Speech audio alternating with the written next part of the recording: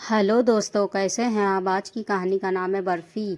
Shailesh bag से मिठाई का डिब्बा निकालता हुआ बोला, डार्लिंग तुम्हारे लिए कुछ स्पेशल लाया हूँ। गरिमा बोली, ये क्या है। वो धीरे से बोला, बेहतरीन काजू बर्फ़ी है, 2000 रुपये की 1 किलो। गरिमा बोली, मगर आपने माँ जी को तो लड्डू का डिब्बा दिया था, फिर मेरे लिए अलग से क्यों लाए। वो समझाते हुए बोला, अरे यार, वो लड्डू तो सभी घर वालों के लिए थे, ये काजू बर्फ़ी सिर्फ मेरी जान के लिए है।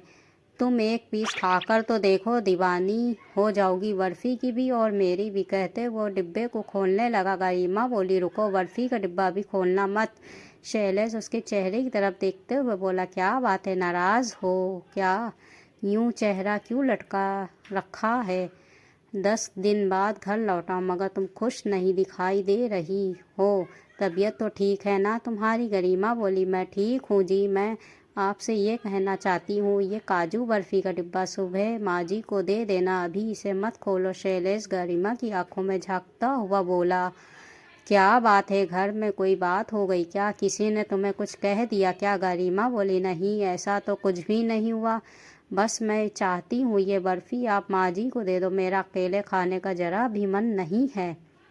वो प्यार से बोला, यार नखरे मत दिखाओ, तुम जानती हो हमेशा मैं तुम्हारे लिए अलग से चोरी छुपे कुछ न कुछ ज़रूर लाता हूँ और तुम खुश होकर खा लेती हो। फिर इस बार ऐसा क्या हो गया जो ऐसी बातें कर रही हो। माँ को बर्फ़ी देने की क्या ज़रूरत है। माँ, पापा और भाई बहन के लिए लड्डू लाया था, वो उन्हें दे दिया।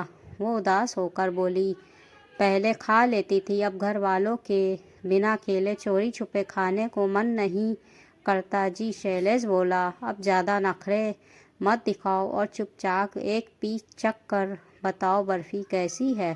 मैं डिब्बा खोल रहा हूँ। गरिमा बोली, आपको मेरी कसम है, जो आपने ये डिब्बा खोला तो। अचानक शैलेश सीरियस हो गया, बोला, क्या बात है, तुम इतनी बदल कैसे गई, ऐसा क्या हो गया जो अकेले नहीं खाना चाहती। गरिमा बोली, आपने जो लड्डू का डिब्बा माँ जी को दिया था, माँ ने वो लड्डू सबको बराबर बांट दिए, मेरे हिस्से में भी 4 लड्डू आए थे। वो बोला, माँ हमेशा ही ऐसा करती है, इसमें अलग बात क्या है। गरिमा आगे बोली, मगर कुछ देर बाद माँ मेरे पास आई और चुपके से खुद के हिस्से के 2 लड्डू मुझे और दे गई। बोली, गरिमा बेटी, तुम्हें मिठाई बहुत पसंद है ना, चली इसलिए 2 लड्डू और ले लो, अभी तुम्हारे खेलने खाने के दिन है बिटिया। कहते हुए गरिमा रो पड़ी। रोते रोते बोली, इस घर में माँ जी सबसे ज़्यादा प्यार मुझसे करती हैं, तभी तो उन्होंने अपने हिस्से के लड्डू अपनी बेटी को नहीं दिए, ना ही अपने छोटे बेटे को दिए, सिर्फ मुझे दिए, वो भी सबसे छुप कर। अब उस माँ के बिना अकेले बर्फ़ी कैसे मेरे गले में उतरेगी जी।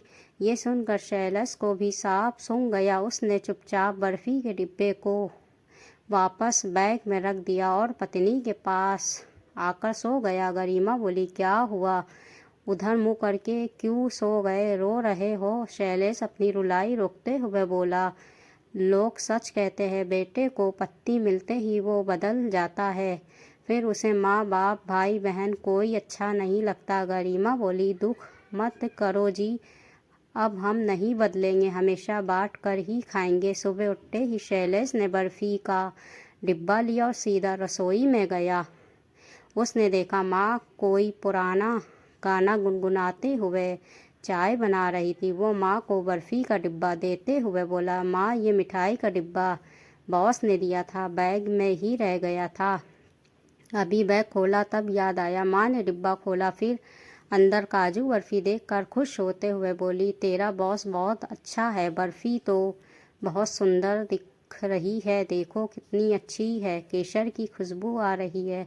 फिर माँ ने उसके सामने ही बर्फ़ी के 6 हिस्से किए और 2 हिस्से उसे देकर बोली, ये ले, एक हिस्सा तेरा है और एक हिस्सा बहू को दे देना। शैलेश ने अपने हिस्से की बर्फ़ी में से 2 बर्फ़ी निकाल कर माँ के हिस्से में मिला दी। माँ बोली, ये क्या कर रहा है। वो बोला, इतनी उम्र हो गई तेरे हिस्से का खाते हुए, आज तू मेरे हिस्से का थोड़ा सा खा ले माँ, मुझे अच्छा लगेगा। माँ उसे एक प्यार भरी चपट लगाते हुए बोली, बदमाश कहीं का, इतना भी नहीं जानता कि माँ को कभी औलाद के हिस्से का कभी नहीं पछता।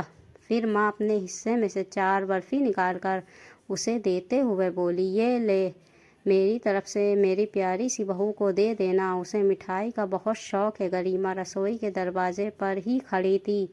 अंदर आते ही सासू माँ के कंधे से झूलते हुए रूंधे गले से बोली, मुझे आपका हिस्सा नहीं चाहिए माँ, बस आप ऐसे ही मेरी माँ बनी रहना। सास ने बहू की आवाज़ में कंपन को महसूस कर लिया था। उसे गले लगाते हुए बोली, पागल है क्या जो इतनी सुबह रोती है? मैं हूँ ना, मेरी बेटी को इतना प्यार दूंगी कि अपनी सगी माँ को याद करना भी भूल जाएगी। दोस्तों, ये हिंदी कहानी कैसी लगी? अच्छी लगी हो तो लाइक, सब्सक्राइब, शेयर ज़रूर करिएगा।